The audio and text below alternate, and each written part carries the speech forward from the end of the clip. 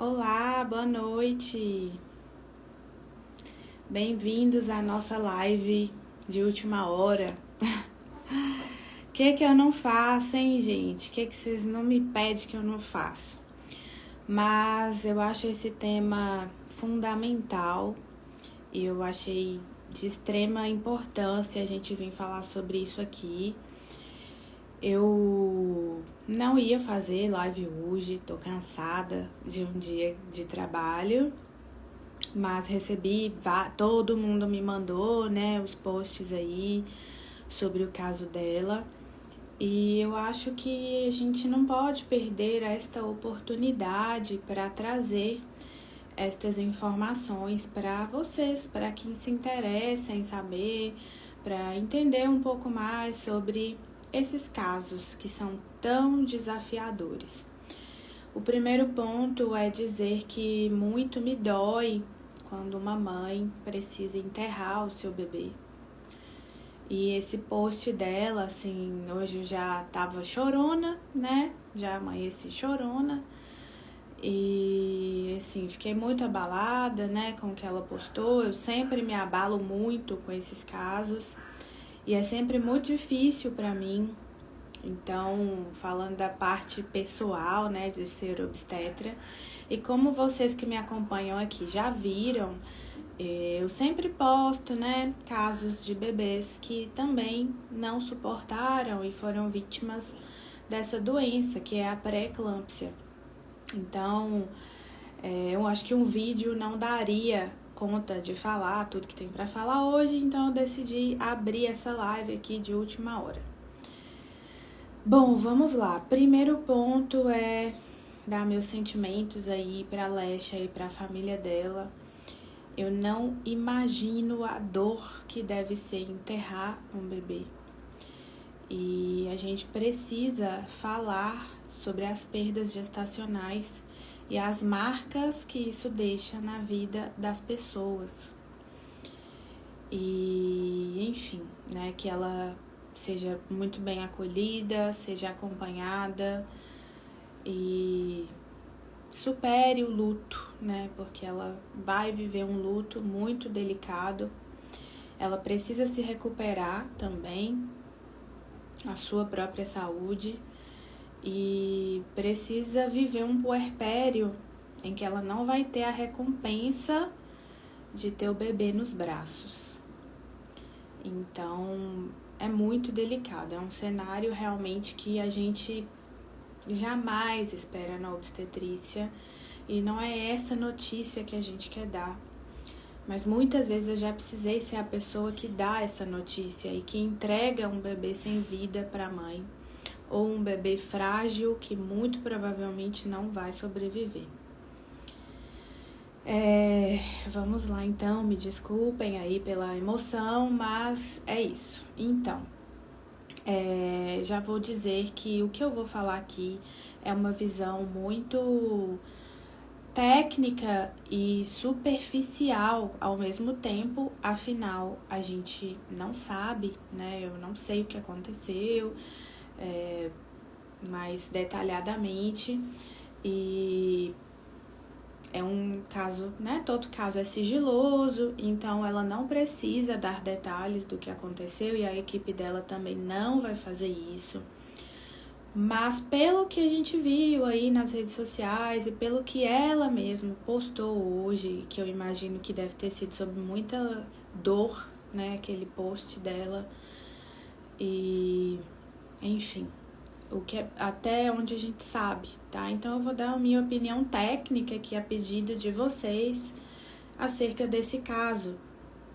Então, a pré-eclâmpsia e as síndromes hipertensivas, a gente não fala DEG mais, tá, gente? Se você é profissional da obstetrícia e tá aqui assistindo essa live e fala DEG, a partir de hoje você não vai falar mais DEG, tá? Então, a gente chama de síndromes hipertensivas. Porque as síndromes hipertensivas, como podemos ver claramente nesse caso, ela tem vários desdobramentos, né? E várias implicações e vários diagnósticos diferentes. Então, nas síndromes hipertensivas, a gente pode ter hipertensão crônica, a gente pode ter hipertensão gestacional, a gente pode ter pré-eclâmpsia, a gente pode ter hipertensão crônica com pré-eclâmpsia sobreposta ou superajuntada, a gente pode ter síndrome HELP. Então, a Alexia disse hoje que ela teve uma síndrome HELP grave e precoce. E ela também correu e corre risco de vida, né? A hipertensão, as síndromes hipertensivas são as principais causas de morte materna no Brasil. E ela disse que ela ficou vários dias internada na UTI, que ela fez muitos exames, que ela usou sulfato de magnésio por muito tempo e que ela ainda assim teve a oportunidade de conhecer a sua filha com vida. Foi um parto prematuro extremo, com 25 semanas e alguns dias, muito provavelmente por indicação materna, né? O estado clínico dela deteriorou muito, então ela fala que ela teve insuficiência renal e hepática, o que é causada pela síndrome HELP mesmo. E isso, obviamente, vai deteriorar o estado fetal também, né? Então, o bebezinho nasceu, aí prematuro extremo, foi para UTI, não suportou e veio a óbito. E muita gente perguntando, né? Ela falou que fez um pré-natal muito bem feito, teve toda a assistência da equipe dela e que ela usou AS e cálcio a gravidez toda. A Alexia, clinicamente, ela tem 2 fatores de risco que não precisa a gente conhecer a história dela para saber, que é ser preta e ter a primeira gravidez, então ela já realmente tinha indicação de usar esse cálcio a gravidez toda. E ainda assim, ela desenvolveu um quadro muito grave. Algumas pessoas deixam para iniciar o AS e o cálcio só quando a paciente já está com a pressão alta instaurada ou quando no morfológico de 2º trimestre percebe que já é um bebê pequeno demais, ou quando vê lá no morfológico de 2º trimestre uma artéria uterina alterada. E às vezes pode ser tarde demais para começar o AS e o cálcio. Por isso que a gente precisa iniciar no 1º trimestre, para que a gente previna esse tipo de complicação.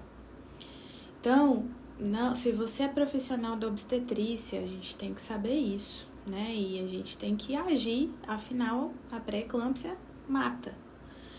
E umas pacientes até me mandaram e falaram, nossa, Thay, você fala disso todo dia? Sim, eu falo disso todo dia. Porque, infelizmente, é uma causa evitável de morte materna e neonatal, né? E a gente continua vendo histórias como essa todos os dias. E, além disso, eu falei 2 fatores. Ela tinha um 3º fator, que era o tabagismo, né? Então, ela postava aí várias vezes fumando vape, inclusive. Então, o que a gente pode fazer, né, nesses cenários é orientar a cessar o tabagismo, ou pelo menos reduzir. A gente sabe que não é fácil, que muitas vezes a gente precisa de um acompanhamento multidisciplinar. E às vezes não vai ser possível parar de fumar. Vou ser sincera aqui, né? Tenho várias pacientes que são tabagistas e que tentam reduzir, mas é difícil mesmo. E a gente precisa ter esse papel de redução de danos mesmo, né? De orientação e tentar reduzir o máximo que a gente puder. Eventualmente entrar com um antidepressivo para a gente tentar controlar a ansiedade e o impulso, né, do tabagismo ali, do ato de fumar. E o acompanhamento multidisciplinar é fundamental. E, bom, então 3 pontos, então, né, realmente alto risco para desenvolver uma doença grave. Mas ela disse que usou as medicações, e aí muitas pacientes me perguntaram, mas ela usou o AS e o cálcio? Sim, infelizmente, a gente está falando aqui, né, de ciência e estamos falando de natureza. A gente não tem o controle sobre todas as coisas, a gente controla o que dá e o que não dá. Infelizmente, a gente vai ter ainda desfechos adversos, mesmo fazendo tudo certo. Se fazendo tudo certo, a gente pode ter desfechos catastróficos como esse, imagine fazendo errado. Por isso que as mulheres continuam morrendo, né? A Alexia só não morreu porque ela é rica e ela teve melhor assistência que existe no país.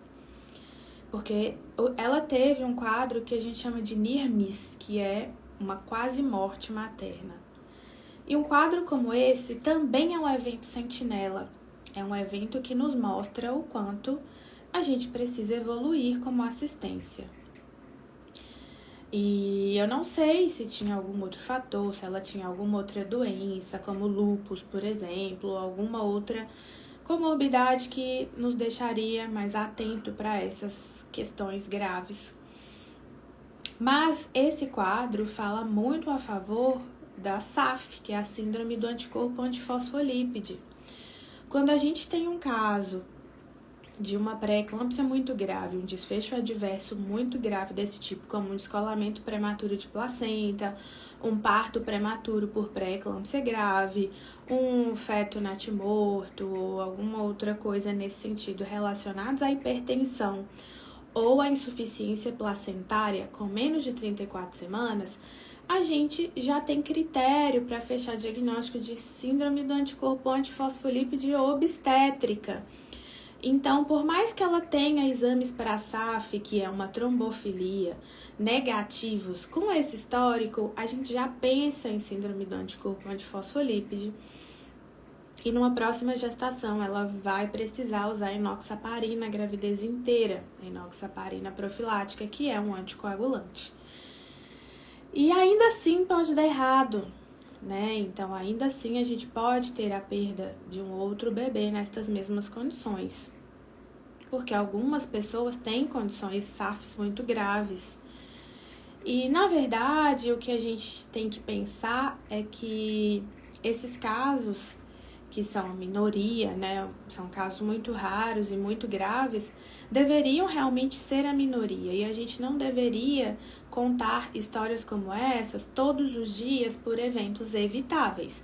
Então, se ela não fumava mais, se usou AS cálcio a gravidez toda, praticou atividade física e ainda foi muito bem acompanhada, fez todos os Dopplers que a gente tem que fazer, e ainda assim teve um desfecho muito grave desse, isso é a minoria da minoria da minoria, mas acontece e a gente precisa prevenir.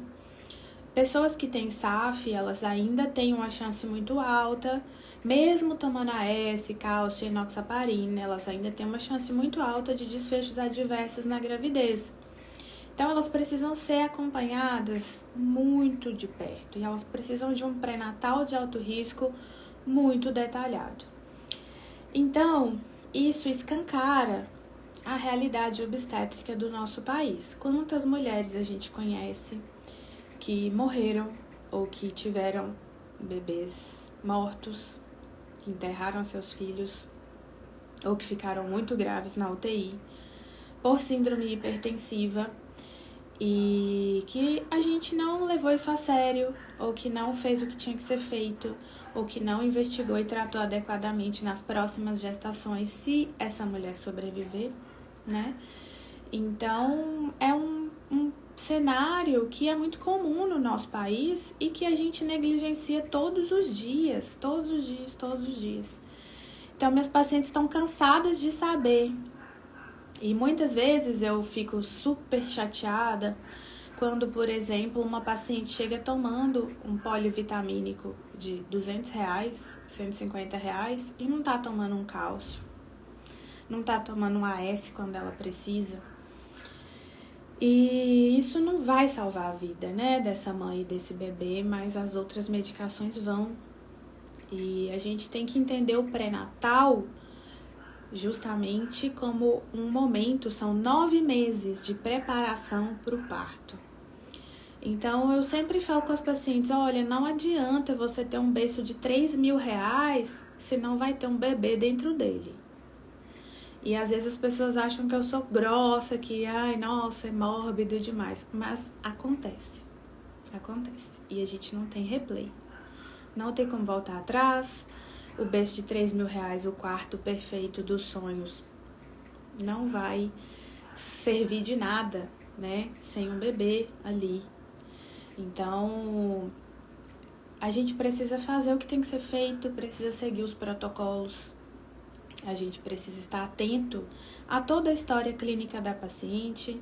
A gente precisa de um atendimento em equipe multidisciplinar, né? Existem muitas situações envolvidas nisso. E outro ponto desse caso que eu achei muito importante é o atendimento que ela teve em relação à perda, né? A perda neonatal. Então, ela postou ali o pezinho do bebê, um quadrinho que fizeram, o carimbo da placenta. Muitas pessoas acham que isso é firula, mas essas são as únicas lembranças que essa mulher vai ter da sua filha, que ela gestou e amou e teve por poucos dias viva. Então, nosso papel como profissionais também é humanizar as perdas. Por mais que a gente esteja dilacerado, porque eu sou dessas que chora, né, quando a gente tem perdas aí gestacionais, a gente precisa favorecer as lembranças, né, e oferecer para essa família a oportunidade de estar com aquele bebê, de guardar memórias e de viver o seu luto. Muitas pacientes falam que, nossa, doutora, eu perdi o meu bebê e eu não tive a oportunidade nem de ver o meu filho. E a equipe falava que era porque eu poderia ficar traumatizada, ou porque não era pra eu importar não, que eu era nova e daqui a pouco eu arrumava outro. E eu não lembro do meu filho. E isso me dói, assim, de uma forma muito intensa, porque um bebê jamais vai substituir o outro, independente de quantas semanas de gestação tenha. Ah, mas não fica assim, foi só uma gravidez química. Ah, não fica assim, foi só um aborto, daqui a pouco você tá grávida de novo. Se você é profissional e fala isso, sinceramente, a gente precisa rever as nossas atitudes, né? Isso não é conforto, isso é tortura. Porque aquela pessoa queria aquele bebê e ela pode ter 10 que aquele ali não vai ser substituído. E isso é muito sério, assim, né? Essa pessoa vai ter essas marcas para sempre e elas vão lembrar de detalhes que nós profissionais falamos com elas nesses momentos, tanto bons quanto ruins, tá? Geralmente elas inclusive lembram mais dos ruins, porque isso marca de uma forma muito profunda. E ela teve essa oportunidade, ela teve todos as lembranças da sua filha e ela agradeceu aos profissionais que cuidaram dela. E o cuidado do paciente crítico, do paciente grave, a gente não espera isso de uma gravidez, né? Eu sempre falo que a gente romantiza demais. Algumas pessoas, inclusive, quando eu comecei a atender pré-natal de alto risco aqui, fazer consultório, muita gente falava que eu era intervencionista demais no pré-natal. Porque eu faço o que tem que fazer, e eu puxo a orelha, e eu prescrevo medicação que tem que prescrever, e eu cobro a curva glicêmica quando tem que cobrar, e falo que se for para não seguir, que não precisa ir comigo. Porque a responsabilidade do desfecho da gravidez é compartilhada, é minha e é da paciente.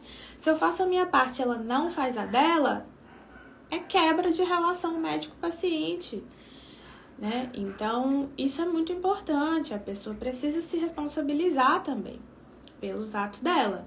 Então, se eu peço para tomar o AS e o cálcio, fazer atividade física, a pessoa não faz, não toma, não dá, a gente não tá aqui falando de milagre, pode acreditar, enfim, mas o meu papel é seguir a ciência. Então, me chamavam de intervencionista demais, olha, pasmem aí. Mas eu sou mesmo, eu intervenho quando precisa e eu chamo a atenção quando precisa, não de uma forma paternalista, né? Eu não brigo com ninguém, mas eu chamo para ação. Afinal, a pessoa precisa de responsabilidade, ela tem que se responsabilizar pelo que ela está fazendo. E isso é extremamente importante, anoto tudo em prontuário, né? Elas têm, se quiserem, têm acesso. O cartão de pré-natal impecável, afinal, pode ser que aconteça qualquer emergência como essa, por exemplo, e num cenário como o nosso, que não é o cenário dela, essas pessoas vão procurar uma maternidade, né, que ela é uma maternidade de referência. Ou às vezes até mesmo no cenário de assistência 1-1, uma equipe para uma paciente, às vezes ela vai para o pronto atendimento e até a obstetra dela chegar, ela vai ser atendida por outra equipe. E essa equipe precisa saber o que está acontecendo com essa mulher. E como que ela vai saber? Cartão de pré-natal. Não tem como chegar numa emergência, pressão 200 por 120, e a gente lá, não, peraí, deixa eu procurar aqui seus exames, ver como é que estão, cadê os ultrassons, ver folhinha de consulta. Não dá. Então, emergência é emergência. Pouco tempo antes dela ser internada, ela falou que estava com o olho muito inchado e que foi no oftalmologista. E que o oftalmologista passou um colírio e falou que ela ia melhorar. Então, o olho inchado, às vezes as pacientes entram no meu consultório e eu já falo, essa daí tá com pré-eclâmpsia grave. O olhinho inchado, gente, é assim, batata. Você pode olhar e falar, pressão deve estar lá nas alturas. Porque é um sinal clássico, a pré-eclâmpsia grave, ela faz a anasarca, a paciente fica toda inchada. O olhinho incha, as mãos incham, o braço incha, não incha só o pé, igual às vezes as pacientes ficam muito preocupadas. Meu pai tá inchando, será que minha pressão tá alta? É uma preocupação genuína, a gente precisa observar, mas as graves mesmo, igual ela, já deu, antes de acontecer, ela já falou pra mim, né? Os stories dela lá tava falando já. Eu não sigo, mas me mandaram depois. Ela falou pouco tempo antes de ser internada, meu olho tá muito inchado, vou no oftalmologista. Ele passou um colírio e falou que eu vou melhorar. Eu falei, velho, alguém faz alguma coisa. Então, é isso, ó. Me lembro como se fosse hoje da minha primeira paciente com anasarca. Não dá pra esquecer, não dá pra esquecer. É uma coisa, que bom que você não esqueceu, porque muita gente esquece, né? Vimos aí um caso, as pessoas esquecem e deixam as coisas acontecerem. Deixa a natureza da doença ir lá e agir. Isso me tira um pouco do sério. Mas aí, enfim, quando eu vi isso, eu falei, gente, alguém faz alguma coisa, pelo amor de Deus. A mulher tá gritando por ajuda, o olho dela já tá inchado. Óbvio que vai dar o que deu. Então, assim, às vezes as pessoas falam, ai, mas você tá jogando praga. Não, gente, é a natureza da doença. Tá escrito isso lá no livro. Então, a gente tem que saber onde a gente tá, né, se metendo. Ah, eu sou obstetra, mas eu não trabalho com alto risco. Então, você não é obstetra. Porque não existe, né, a especialização de alto risco. Afinal, se não for alto risco, não precisa do médico obstetra. A enfermeira obstétrica e a obstetriz serve para isso. Mas se você é médico obstetra, você tem que saber alto risco. Você tem que saber os sinais e sintomas da doença. Se a paciente está lá com 23 semanas, com o olho inchado, precisa de mais o quê? Pra falar, ei, tô com pré-eclâmpsia, alguém faz alguma coisa, me ajuda. Então, assim, quantas vezes eu já vi paciente entrando no meu consultório pra primeira consulta, porque me achou, porque tava sentindo ela chega, eu nunca vou esquecer desse caso, ela entrou no meu consultório, eu olhei pra cara dela e falei, meu Deus. Ela estava com 32 semanas, se não me engano. Ela sentou na minha frente e parece que ela leu o livro falando dos sinais e sintomas clássicos de pré-eclâmpsia grave. E eu fui ficando desconcertada. Eu falei, meu Deus, vai convulsionar aqui na minha cara. O que eu vou fazer? O olho inchado, vendo o pontinho brilhando, dor na nuca. Eu falei, quando eu vou olhar a pressão, 16/11. E aí, gente, é porque, você agorou, a mulher teve um bebê prematuro por sua causa. Não, eu salvei a vida dela e da filha dela. Imediatamente foi pro hospital. E tudo alterado, exames alterados, Doppler alterado. Ia morrer também. né? Com 32 semanas, esse bebê nasceu, tá viva, bem, hoje, mas ia morrer. E aí? Nossa, foi uma fatalidade, né, boba? Não foi fatalidade, não foi.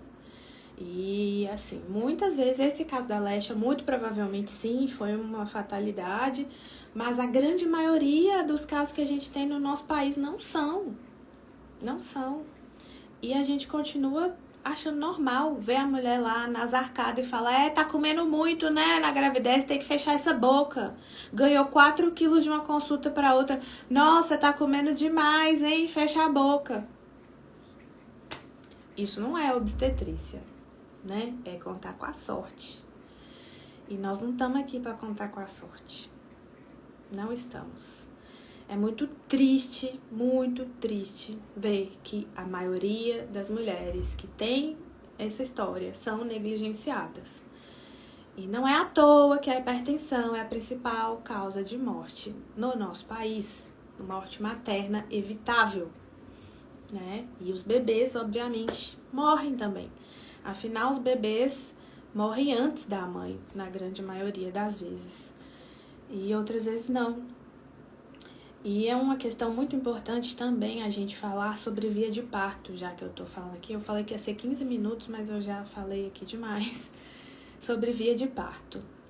Quando a gente tem uma hipertensão que a gente consegue controlar, ou uma pré-eclâmpsia que a gente consegue controlar, e a gente chega até as 37 semanas, estável, tudo bem, ou até mesmo quando a gente tem uma eclâmpsia, ou quando a gente tem um feto inviável, ou quando a gente, enfim, tem qualquer outra complicação da síndrome hipertensiva, o nosso papel é estabilizar a mãe e o bebê.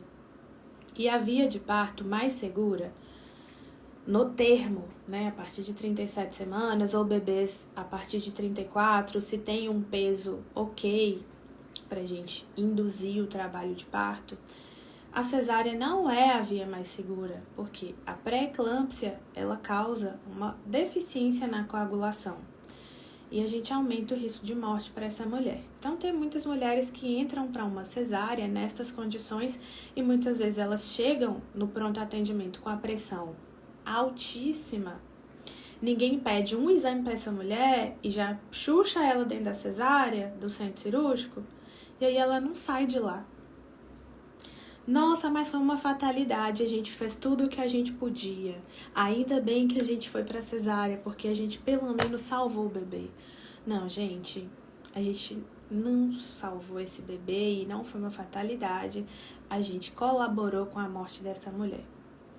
Então, a cesárea aumenta a chance de piorar a coagulopatia, aumenta a chance de hemorragia e aumenta o índice de morte materna.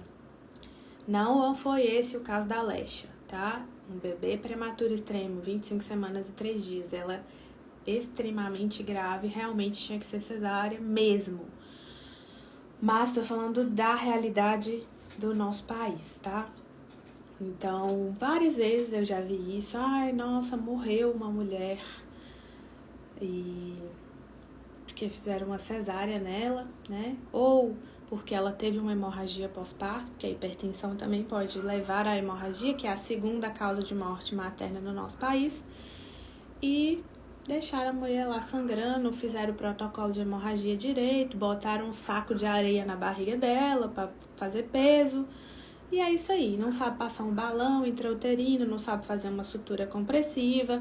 Aí, às vezes, ela já tá grave da pré-eclâmpsia, que faz coagulopatia. A pessoa não sabe compensar a hemorragia com balão intrauterino, por exemplo. Vai e bota a mulher numa esterectomia. Aí ela também não sai da mesa, né? Então, é um cenário que a gente tá no nosso país muito grave, assim, de saúde obstétrica, né? Saúde da mulher. E a gente tende a achar, esses dias uma colega, a gente estava discutindo aqui um caso no Instagram, e uma colega disse, nossa, as pessoas acham que o bisturi cura tudo, né? Que o bisturi é antihipertensivo, que o bisturi trata todas as doenças possíveis e imagináveis. Mas isso não é verdade, isso não é verdade. Quem se esconde atrás de um bisturi é porque não sabe a técnica, não sabe a literatura e não tá nem aí para esses desfechos na maioria das vezes, né? Ainda fala que foi fatalidade. Deixa eu ver aqui o que vocês estão falando.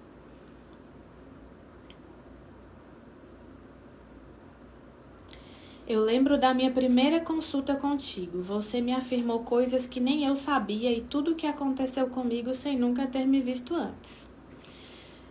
Foi uma paciente muito querida, Ju, obrigada, que teve uma pré-eclâmpsia gravíssima na sua segunda gravidez, com um bebê prematuro extremo, que ficou também muito grave na UTI. Os dois sobreviveram, são sobreviventes dessa doença.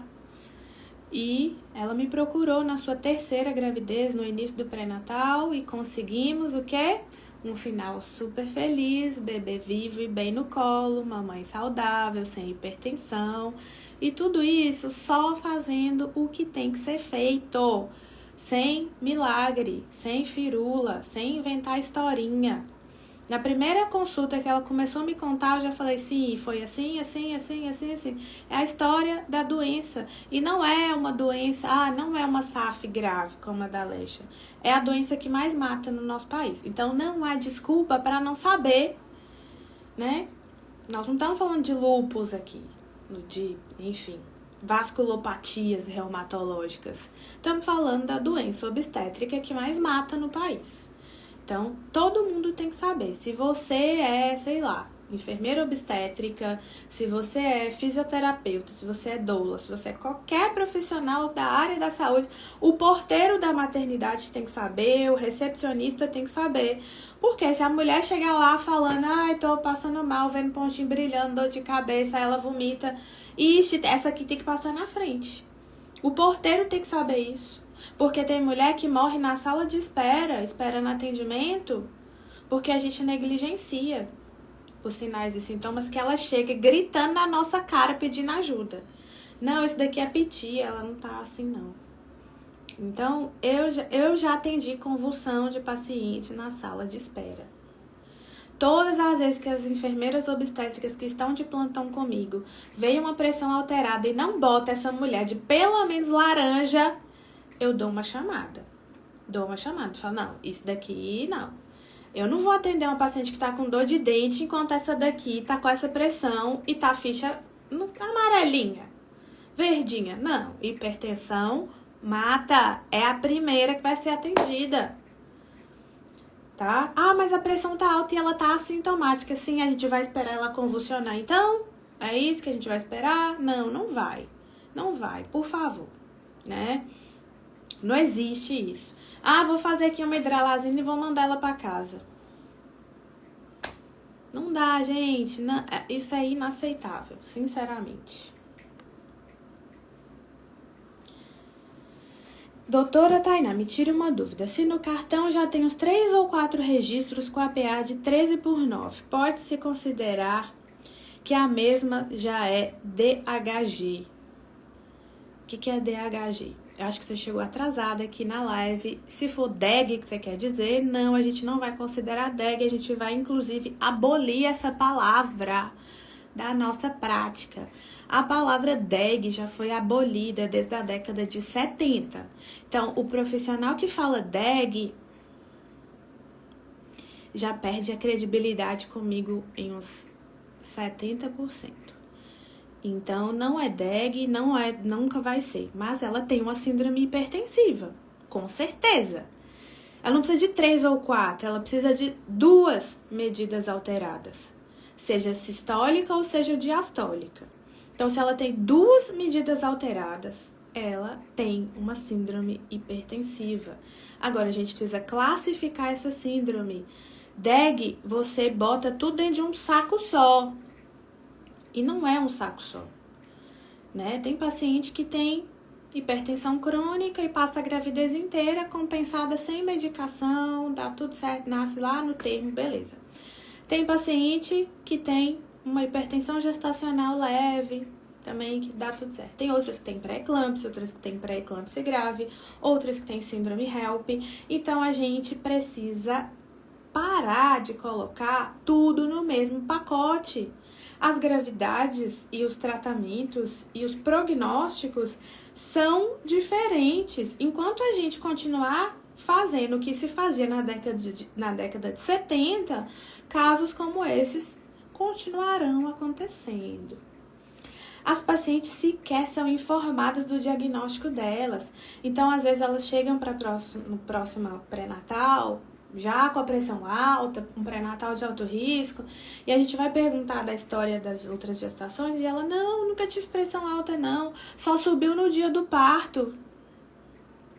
Sim, isso é o quê? Ninguém explicou para esta mulher que ela tem uma síndrome hipertensiva. Ninguém classificou essa síndrome hipertensiva. Ninguém orientou para ela que ela tem um alto risco cardiovascular e ela precisa de acompanhamento pro resto da vida. Ninguém orientou para ela que ela pode ficar hipertensa para sempre. Ninguém orientou para ela que uma próxima gestação a chance dela ter um quadro mais grave é maior. Então, olha o tanto de falha, né, que a gente vai cometendo. Acompanhei uma gestante obesa, primeiro filho, já com 15 anos, tentando engravidar. Cartão da gestante tinha umas 3 PA de 130 por 90 e ela não foi encaminhada para nenhum setor de alto risco. E aí, gente, vai falar que é fatalidade? Vai, sinceramente. Meu obstetra não quis fazer o protocolo para prevenção de pré-eclâmpsia, mesmo com fatores de risco. Procurei a doutora Tainá para segunda opinião, que me prescreveu AS e cálcio antes das 16 semanas. Depois me conta, viu, do desfecho aí da sua gravidez.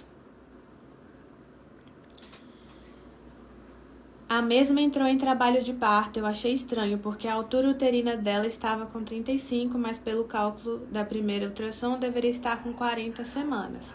Tinha um ultrassom com 2 dias anteriores, cortou, continua aí contando seu caso que tá super legal. Mandem aí as perguntinhas de vocês também, que eu vou responder sobre a hipertensão. Ultrassom de 2 dias antes do parto, com oligodrâmio severo e uma gestação de 35 semanas, porém o bebê era restrição de crescimento e não prematuro. Ou seja, nasceu parado e com mecônio. Né? Fatalidade, olha, outra fatalidade. Então, gente, não dá pra defender. E aí, outro ponto aqui desse caso. As pessoas vão falar, foi um mecônio. Mecônio, esse bebê liberou mecônio porque ele estava em um sofrimento crônico, né? Mais uma vez, a mulher gritando o pré-natal inteiro, alguém me ajuda, alguém faz alguma coisa por mim, a minha pressão tá alta, eu sou obesa. E aí nasce um bebezinho desse, chumbado mesmo, grave, restrito e com mecônio, ainda com possibilidade de aspiração meconial e possibilidade de danos neurológicos graves. Aí a culpa é do parto normal? A culpa é do mecônio? Ou a culpa é de um pré-natal desse, que deixou passar isso? Se você não sabe fazer, tô na unidade básica de saúde. O seu papel é saber os sinais de gravidade quando você tem que encaminhar para quem sabe.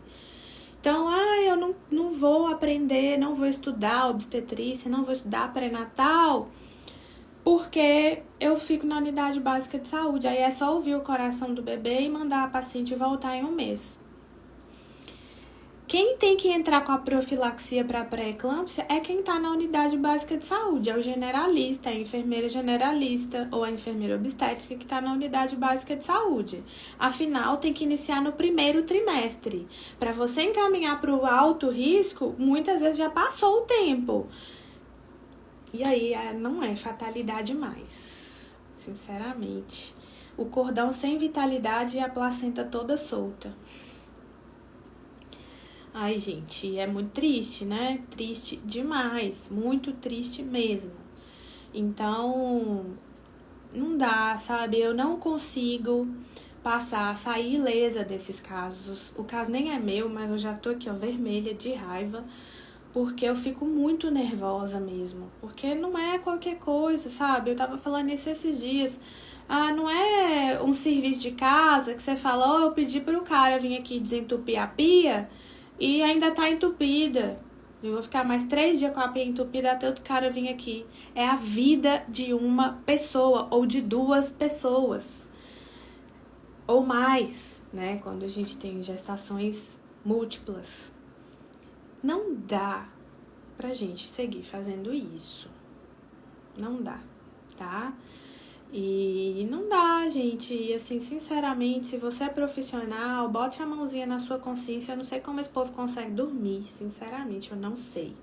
Então, bote a mãozinha na sua própria consciência.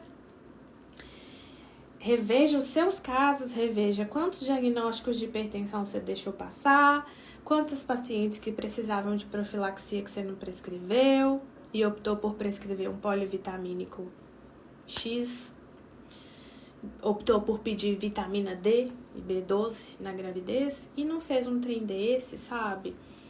Então, assim, eu acho que a gente tá precisando mesmo rever as nossas condutas, olhar para o nosso dia a dia, rever os nossos casos. Todas as vezes que a gente tem um desfecho adverso, a gente tem que parar tudo e revisar tudo para que isso não se repita. Vai acontecer? Vai. Casos como o da Alexia vão acontecer? Vão, infelizmente. Mas tem que ser a minoria, tem que ser ali um caso que você fez tudo que tinha disponível e ainda assim aconteceu. Aí a gente pode falar, foi fatalidade. Mas se não fez o que tinha disponível, não foi fatalidade. Então a gente não tá aqui para contar com a sorte.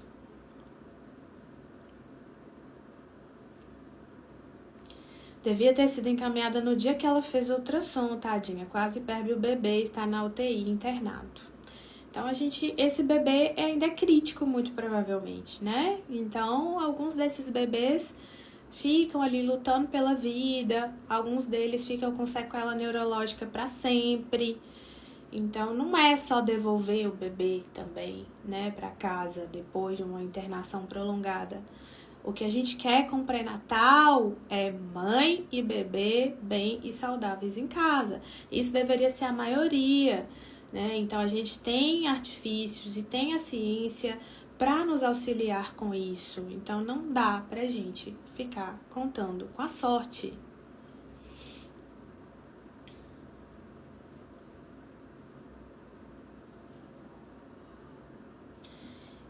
Eu estou com 19 semanas e não consegui consulta no posto para pré-natal. Estou preocupada e sua agenda só tem vaga para março.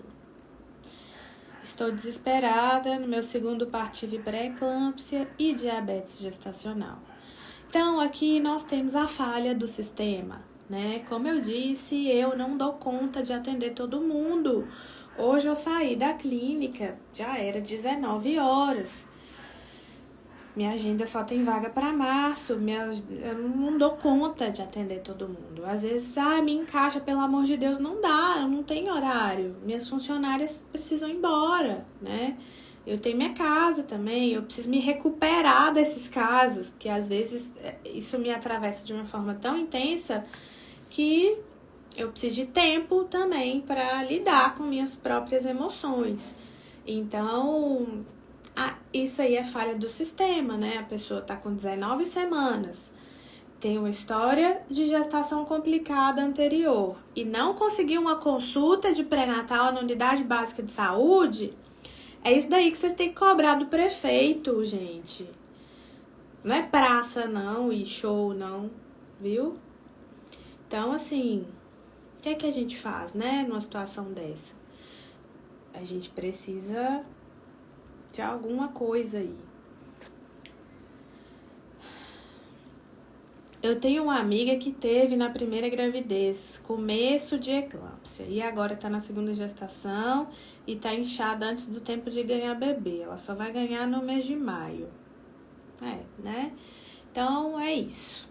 Eu acho que deu pra falar aqui um pouquinho hoje pra vocês sobre a nossa realidade. Mais uma vez, são muitos pontos, né, desse caso que a gente precisa levar como exemplo mesmo, tanto para a nossa prática como sendo paciente também. Muitas vezes as pacientes ficam se sentindo culpadas, né, quando tem alguma perda gestacional ou quando tem um desfecho adverso. Muitas vezes os profissionais colocam a culpa na paciente, então às vezes a falha foi técnica e a pessoa fala, mas a culpa é sua que comeu demais, ganhou 4 quilos em um mês. Não, a culpa é do profissional que primeiro, né, ganhar 4 quilos em um mês, muito provavelmente ela tá entrando em uma nasarca e pode ter ganhado peso? Pode também. E também é papel nosso orientar o controle do ganho de peso na gravidez, a atividade física. Aí a mesma pessoa que fala que você tá comendo demais te deixou de repouso na gravidez.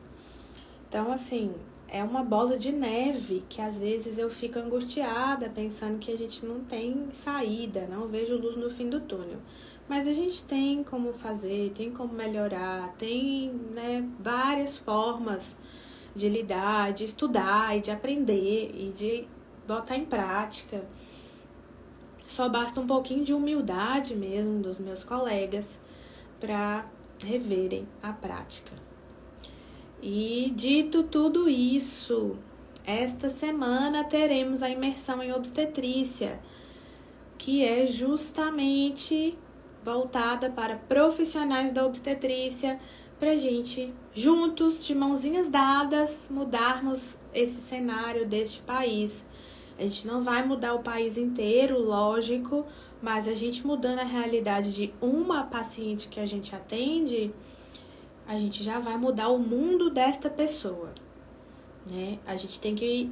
É um trabalho de formiguinha mesmo, é um dia por vez, é uma paciente por vez, mas a gente marca profundamente a história dessas famílias com a nossa assistência.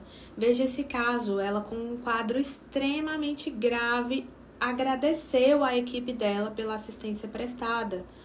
E ela tem plena consciência de que ela poderia ter morrido se não fosse a assistência da equipe dela. Então, como que a gente quer ser lembrado? Eu vou deixar depois um print aqui para vocês que eu recebi hoje. De um pai que foi paciente meu, indicou um casal de amigos para mim, para o meu consultório, e me mandou uma mensagem: estou muito feliz que eles foram com você, eu salvei eles de uma obstetra péssima. E eu fiquei assim, né, porque infelizmente as pacientes são negligenciadas, né? E como que você quer ser lembrado como profissional? Quer ser lembrado como um profissional que fez tudo o que estava ao seu alcance, mesmo em cenários desafiadores, ou como um profissional negligente?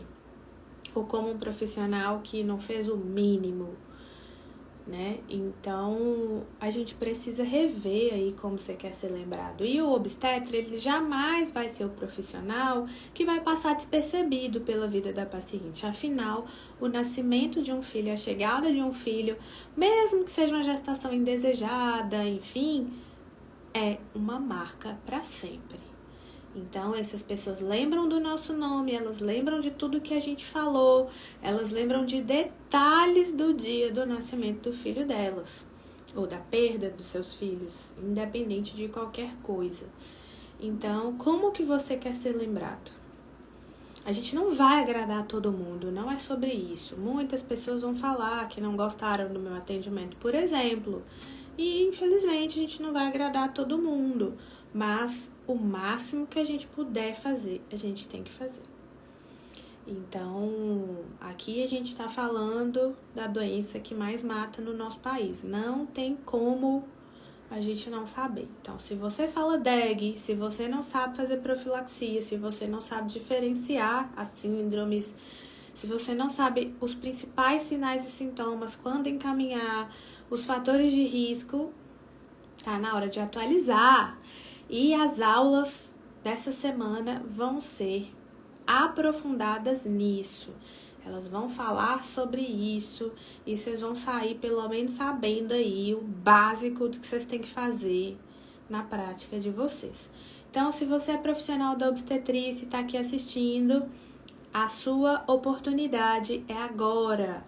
Vai ser 100% online, 100% gratuito, para você não dar desculpa de não estar lá, né? Então, a minha parte eu faço na minha prática todos os dias, mas eu não vou conseguir atender todo mundo e a gente precisa juntos fazer alguma coisa. Não dá para continuar desse jeito. Então, se inscrevam na nossa imersão. E quarta-feira nos vemos novamente falando o que tem que ser falado e fazendo o que tem que ser feito. Vamos parar de dar desculpa e vamos fazer o nosso trabalho bem feito. Afinal, a gente que escolheu trabalhar com isso, ninguém foi obrigado. Então, o mínimo que a gente pode fazer é fazer bem feito. Aguardo vocês. Muito obrigada a todo mundo que ficou aqui e até mais.